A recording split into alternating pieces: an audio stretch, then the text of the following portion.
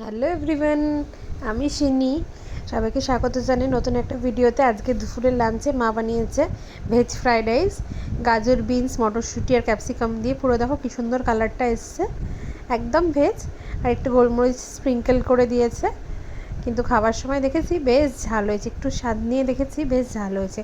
আর তার সাথে হয়েছে আলুর দম, নিরামিষ আলুর দম, মটরশুঁটি আর টমেটো দিয়ে। আজকে মঙ্গলবার যেহেতু, আজকে আমাদের পুরো নিরামিষ। আর ভাতটা দেখো কী সুন্দর কালারফুল লাগছে দেখতে, গাজর বিনসের জন্য। আর সাথে একটুখানি মিষ্টির জন্য কিশমিশও দিয়েছে। কাজু ছিল না, নাহলে কাজুও দিত। আজকে কাজু ছিল না, তাই অনলি কিশমিশ দিয়েছে। কাজু কিশমিশ দুটো দিলেই ভালো লাগে, একদম বাঙালি ফ্রাইড রাইস যেরকম হয়। এবার একটু আলুটা নিয়ে ভেঙে খেয়ে দেখা যাক কেমন লাগছে। আলুটা তো পুরো একদম নরম হয়েছে। একটু ঝোল, একটু মটরশুঁটি নিয়ে নিলাম, ভালো করে মিশিয়ে নিচ্ছি। তারপরে মুখের মধ্যে চালান করে দিতে হবে, দেখছি কেমন লাগে।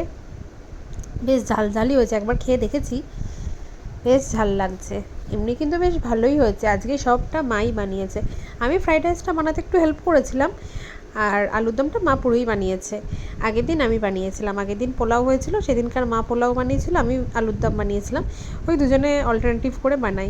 তবে খেতে বেশ ভালোই হয়েছে। পুরো নিরামিষ, কিন্তু একটু বেশি ঝাল হয়ে গেছে, যার জন্য না আমার হেঁচকি উঠে যাচ্ছে একবার খেয়ে। ভিডিওটার কন্টিনিউ করতে পারলাম।